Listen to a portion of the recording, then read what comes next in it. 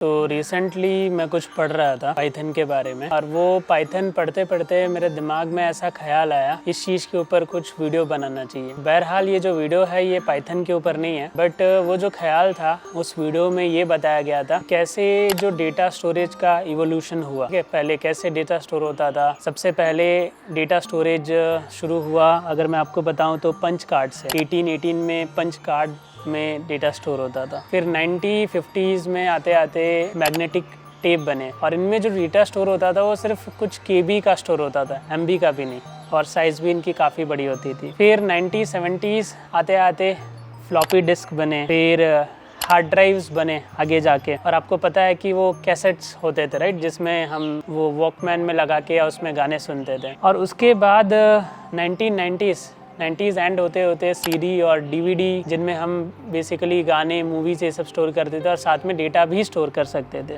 जैसे जैसे हम आगे बढ़े उसके बाद टाइम आया 1990 के एंड में, हमें वो स्टोरेज के जो SD कार्ड्स होते थे वो ऑप्शन खुल चुके थे, और उसके बाद पेन ड्राइव, और अब स्टोरेज भी हम केबी से MB और MB से GB पे आ चुके थे। और पहले हमारे जो स्टोरेज के जो फ्लॉपी डिस्क या हार्ड डिस्क, इनके साइज़ बड़े होते थे। अब जो SD कार्ड और पेन ड्राइव होते थे वो बहुत छोटे। फाइनली 2013 की बात करें तो तब से क्लाउड का शुरू हो गया, क्लाउड पे चीज़ें स्टोर होना शुरू हो गई। और 2013 से लेके आज 2023, 24 और 25 जो भी आगे भी ईयर्स हैं, उसमें काफ़ी हद तक क्लाउड का ही कंट्रीब्यूशन है। क्लाउड पे यानी पूरा डेटा को फिजिकल रखने की जरूरत नहीं है, क्लाउड पे ही वो करो। जैसे कि आप ये मेरी वीडियो देख रहे हो, ये कोई फिजिकल जगह स्टोर नहीं है, ये क्लाउड पे स्टोर है, और आप जब भी यूट्यूब पे वीडियो देख रहे हो क्लाउड से डेटा कॉल हो रहा है। तो ओवर द टाइम इतने सारे इवोल्यूशंस हुए। अगर मैं नाम बोलूँ तो punch card, magnetic disk, CD drive, floppy disk, उसके बाद CD, DVD और जिप ड्राइव, और उसके बाद USB जो पेन ड्राइव जिसे हम बोलते हैं, SD कार्ड, उसके बाद फाइनली क्लाउड पे। नहीं, इतने सालों में कितने सारे चेंजेस हो गए। और उसके बाद मैं मेरी ही लाइफ की बात करूँ तो मैंने मेरी पढ़ाई की मैकेनिकल में। मैकेनिकल के बाद मैंने सोचा कि आगे क्या, तो डिज़ाइन का सीखा। डिज़ाइन में कुछ इंटरेस्ट नहीं आया तो फिर सोचा आगे क्या, तो खुद का कुछ ट्राई किया। फिर वो भी नहीं चला तो सोचा आगे क्या, तो फिर स्टार्टअप में काम किया, वो भी समहाउ वर्क नहीं किया तो सोचा आगे क्या, तो ये क्लिनिकल साइंस या स्टैटिस्टिकल प्रोग्रामर चीज़ को सीखा और उसमें किया। तो एक दो अभी तक तो करियर से गोल यही था नौकरी से कि मतलब अच्छे पैसे कमाने और अच्छा ग्रोथ लेना है, लेकिन 1-2 साल काम करने के बाद वो भी चला गया कि मतलब पैसे और उसका थोड़ा वो होने लगा, शिफ्ट आने लगा कि अब इंटरेस्ट में, जिसमें काम में मज़ा है वो काम करना है। तो सोचा आगे क्या, तो फिर टीचिंग अभी स्टार्ट, और अभी भी वो मेरे दिमाग में आगे का सफ़र चल ही रहा है। बट इस बार मुझे लगता है कि मैं बहुत स्लो इम्प्रूवमेंट कर रहा हूँ। शायद ये हो सकता है कि बहुत ज़्यादा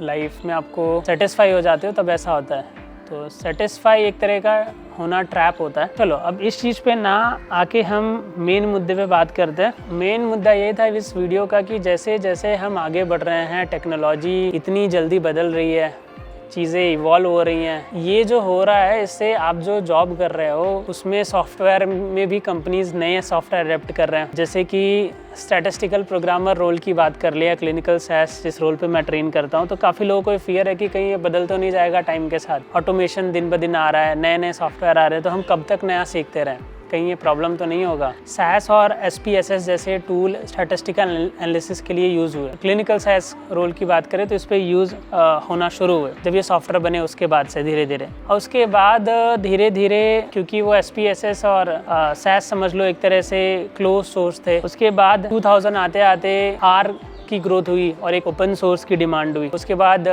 ओपन सोर्स में ही पाइथन और ये सब सॉफ्टवेयर्स है और इनकी भी डिमांड बढ़ी। तो इनमें जो ग्रोथ है काफ़ी फास्ट हुई R और पाइथन में, क्योंकि इसमें कंट्रीब्यूशन बहुत बड़ा था। ओपन सोर्स था तो सभी लोग, मेरे जैसे आपके जैसे लोग कंट्रीब्यूट कर सकते थे। क्लोज सोर्स यानी एक कंपनी का सॉफ्टवेयर तो 100 या 200 डेवलपर होंगे वही डेवलप कर रहे थे। ओपन सोर्स से बहुत सारे टैलेंटेड माइंड को ओपन मार्केट में मौका मिला अपना कंट्रीब्यूशन देने का, और वो सॉफ्टवेयर बहुत तेज़ी से अडेप्ट हुए। तो अब देखोगे तो पिछले 10, 15, 20 सालों से इंडस्ट्री में सॉफ्टवेयर यूज़ हो रहा था, आज भी यूज़ हो रहा है, लेकिन उसके बाद अब धीरे धीरे R सॉफ्टवेयर भी आ गया पिछले 5-10 सालों से। अब धीरे धीरे पिछले 4-5 सालों से पाइथन सॉफ्टवेयर भी आ गया। ये हो गई इस रोल के बारे में। तो देखो ओवर द टाइम अगर आप ध्यान से सोचो तो सबसे पहले वो ब्लैक एंड वाइट नोकिया के फ़ोन्स थे। उस टाइम पे उसके जैसा कोई फ़ोन नहीं था। टाइम आया, एंड्रॉयड आया, iOS आया, अब चीज़ें और ऑप्टिमाइज हो रही हैं। आप देखोगे तो टेक्नोलॉजी में हर रोज़ कोई ना कोई नया नया इवोल्यूशन हो रहा है। तो बीइंग अ कंज्यूमर देखोगे तो आपको नई चीज़ें पसंद है,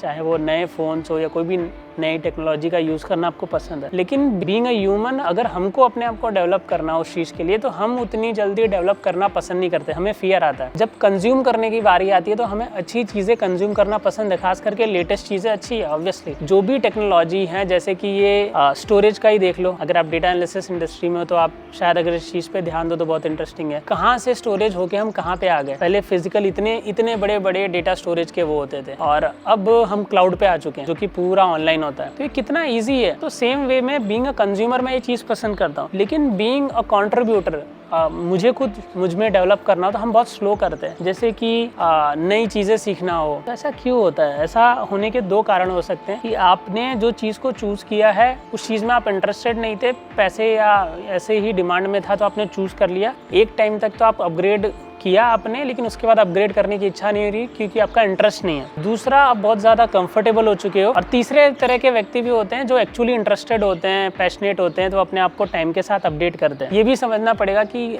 किस मकसद से आपने चूज़ किया था। जैसे इनिशियली मेरा चूज़ करने का मकसद कुछ और था, और वो मकसद कुछ हद तक फुलफिल होने के बाद मुझे पता चला कि ये मेरा मकसद नहीं था, ये मैं कुछ और चाहता था। एक्चुअली मुझे जॉब से चाहिए कि सेटिस्फिकेशन एक लेवल का, कि मैं इंजॉय कर रहा हूँ, इंटरेस्ट होना चाहिए। ऐसा बाद में मुझे पता चला कि ओवर द टाइम पैसा प्राइमरी नहीं है मेरे लिए। नो डाउट पैसा चाहिए हमें, लेकिन वो प्राइमरी नहीं रहा कुछ टाइम बाद। तो ये चीज़ जिसको नहीं मिली होगी, जिन्होंने जॉब अभी अच्छे से नहीं की होगी, एक लेवल तक नहीं पहुँचे होंगे, तो वो नहीं पता चलता। जब आप वहाँ जाते हो तब पता चलता है। इनिशियली तो पैसा ही चाहिए होता है। ये फिगर आउट नहीं कर लेते कि आपके अंदर क्या है, आपको क्या करना पसंद है। तो आपको जिस भी डोमेन में हो अपना बेस्ट दो, बेस्ट करो, कभी भी उस चीज़ को छोड़ो मत। और देखो, इसी रोल पे अगर इवोल्यूशन का देखोगे तो 20 साल हो गए। 20 साल बाद मतलब धीरे धीरे आर और पाइथन यूज़ हैविली होना शुरू हुआ है। कितना टाइम लगा वो चीज़ें इवॉल्व होने में। तो अगर आप 5-10 साल में भी अपने आप को अपडेट करोगे, जैसे मैं पाइथन सीख रहा था तो मुझे बड़ा इंटरेस्ट आया, बहुत धीरे धीरे मज़ा आया। जिस वे में उन्होंने एक्सप्लेन किया था, मतलब ऑनलाइन ही मैं सीख रहा था, तो मुझे बहुत मज़ा आया। नो डाउट मैं कुछ सॉफ्टवेयर पढ़ाता हूँ, कुछ सॉफ्टवेयर का नॉलेज है तो दूसरा सॉफ्टवेयर थोड़ा सा इजी हो जाता है मेरे लिए भी और आपके लिए भी, अगर एक सॉफ्टवेयर का आपको स्ट्रॉन्ग नॉलेज हो तो नया सीखना इज़ लाइक कि ज़िंदगी में कुछ नया होना। कैसा हो, आपकी ज़िंदगी सेम ही हो, रोज़ सेम ही हो, आप मतलब इंजॉय भी नहीं कर रहे हो और सेम ही ज़िंदगी है। तो नया होना ज़िंदगी में, आप अपने दिमाग को, अपने आप को मौका देते हो लाइफ में कुछ नया करने का, लाइफ में आगे बढ़ने का। चेंजेस को अडेप्ट करने के सिवा आपके पास कोई ऑप्शन नहीं है जब तक आप उस चीज़ में हो। अगर वो काम कर रहे हो और उसकी चेंजेस आप अडेप्ट नहीं कर रहे, तो आप धीरे धीरे बहुत पीछे चले जाओगे, आप धीरे धीरे बहुत पीछे हो जाओगे। तो या तो आपका बहुत स्ट्रॉन्ग इंटरेस्ट हो, या तो आप वो काम करो जिसमें आपका इंटरेस्ट हो। तो चेंजेस को अडेप्ट करने के सिवा अगर देखा जाए तो आप अगर अडेप्ट नहीं करोगे तो कोई और अडेप्ट कर लेगा। क्योंकि ये जो इवोल्यूशन आए तो इसमें बहुत सारी कंपनियों ने कंट्रीब्यूट किया, सोनी ने, फिलिप ने, सैनडिस्क ने। और जब ये क्लाउड का इवोल्यूशन आया तो मुझे लग रहा है कि, मुझे ठीक से नहीं पता, but AWS, Amazon web services, ये पहले थे शायद जो इसमें इस इवोल्यूशन को ले आए क्लाउड पे। और इवेंचुअली वो बहुत बड़ा मार्केट बना AWS के लिए, काफ़ी प्रॉफिटेबल मार्केट बना क्लाउड स्टोरेज। अब तो बहुत आगे हम निकल चुके हैं, क्लाउड पे सॉफ्टवेयर भी क्लाउड पे ही चल रहे हैं, राइट। अब फिजिकली सॉफ्टवेयर डाउनलोड करने की भी जरूरत नहीं है। पहले तो सिर्फ डेटा स्टोर होता था, अब सॉफ्टवेयर भी रन हो रहे क्लाउड पे, खाली इंटरनेट अच्छा होना चाहिए। अब तो चेंजेस को एज अ कंज्यूमर आपको अडेप्ट करना अच्छा ही लगता है, और बिजनेसमैन को भी अडेप्ट करना अच्छा लगता है। क्या हो जो चेंजेस हो रहे हैं, आप उसके पार्ट बन जाओ, आप उसमें कंट्रीब्यूट करो। और जब उस चेंजेस में कंट्रीब्यूट करोगे, डरने की जगह कि क्या होगा आगे, क्या होगा। सबसे पहली चीज़ तो, अगर आप पैसे कमाना आपका गोल है तो बहुत पैसे कमाओगे। चेंजेस को अडेप्ट करोगे या चेंजेस को पार्ट बनोगे। और अगर आपको ग्रोथ करना पसंद है लाइफ में तो आपको बहुत अच्छा लगेगा, बहुत ग्रोथ भी करोगे। तो चेंजेस को अडेप्ट करना ही लाइफ का पार्ट है, और चेंजेस में कंट्रीब्यूट करना ही लाइफ का एक इंपॉर्टेंट पार्ट। और वो चेंजेस को अडेप्ट नहीं कर पा रहे, नहीं आपको इंटरेस्ट आ रहा, तो फिर आपको वो करना चाहिए जिसमें आपको इंटरेस्ट, शायद उसमें आप कुछ नया करो, उसमें आप इवोल्यूशन की जगह शायद रिवोल्यूशन ला सको, या तो इवोल्यूशन भी ला सको, कुछ छोटा चेंज या कुछ बड़ा चेंज। तो ओवर द टाइम आपको फिगर आउट करना पड़ेगा। मतलब अगर वो सिर्फ लेजीनेस है कि कल करेंगे, आज करेंगे, तो फिर आप वो अभी करना चाहिए, क्योंकि कल जैसा मुझे लगता है कि कुछ एग्जिस्ट नहीं करता।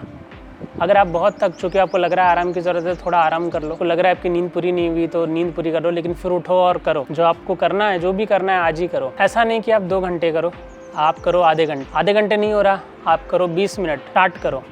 20 मिनट रोज करो। और मैं भी आज आपके सामने बैठा हूँ जस्ट बिकॉज मैंने चेंजेस को अडेप्ट किए। जैसे मैंने बताया कि मैकेनिकल के बाद मैं ये स्टक होके नहीं रहा कि यही मेरी डिग्री है, अब यही मेरी लाइफ है और कुछ नहीं है। मैंने आगे देखा और आगे में भी बहुत सारी चीज़ें चेंज करता गया ओवर द टाइम। चेंजेस को अडेप्ट करके उस चीज़ को जो भी काम करो उसको स्ट्रांगली करो। ओवर द टाइम मैंने एक चीज़ देखा कि मैंने काफ़ी चीज़ें स्ट्रांगली नहीं की, कुछ हद तक किया और मुझे लगा मुझे इंटरेस्ट नहीं आ रहा तो मैं शायद आगे बढ़ गया। बट मुझे अब ऐसा लगता है कि भले आपको इंटरेस्ट ना भी हो तो जब तक कर रहे हो उस चीज़ को अच्छे से करो, क्योंकि जो भी उस काम के ज़रिए आपसे जुड़ेगा उसको बहुत अच्छा आपका कंट्रीब्यूशन मिलेगा। क्योंकि आप अच्छे से कर रहे होगे तो बहुत अच्छा वो आपसे सीखेगा या आप कंट्रीब्यूट करोगे। आप अगर कहीं काम कर रहे हो तो आगे बढ़ना है, आगे बढ़ जाओ, लेकिन जब तक जहाँ हो वहाँ पे अपना बेस्ट दो। और यही चीज़ मैं ट्राई कर रहा हूँ अभी जो ट्रेनिंग है उसमें अपना बेस्ट देने के लिए। मुझे भी लगा कि हमने काफ़ी टाइम लगाया SAS के बाद अपनी ट्रेनिंग में R और पाइथन को इंक्लूड करने में। इसीलिए मैं बोलता हूँ कि जो है मैं वही बोल रहा हूँ कि अगर आप सीख रहे हो तो आपको SAS, R, पाइथन तीनों ही सीखना चाहिए। क्योंकि इससे आप सिर्फ क्लिनिकल या स्टैटिस्टिकल प्रोग्रामर रोल के लिए ही नहीं, आप बहुत सारे जॉब के लिए एलिजिबल हो जाते हो। और अगर आपको इनमें भी इंटरेस्ट नहीं है तो फिगर आउट करो कि आपका इंटरेस्ट किस में है और वो चीज़ करो। मुझे लगता है कि अभी मेरी लर्निंग के हिसाब से और जो मैं आपको कन्वे करना चाहता था वो यही था। मिलते हैं अगले वीडियो में।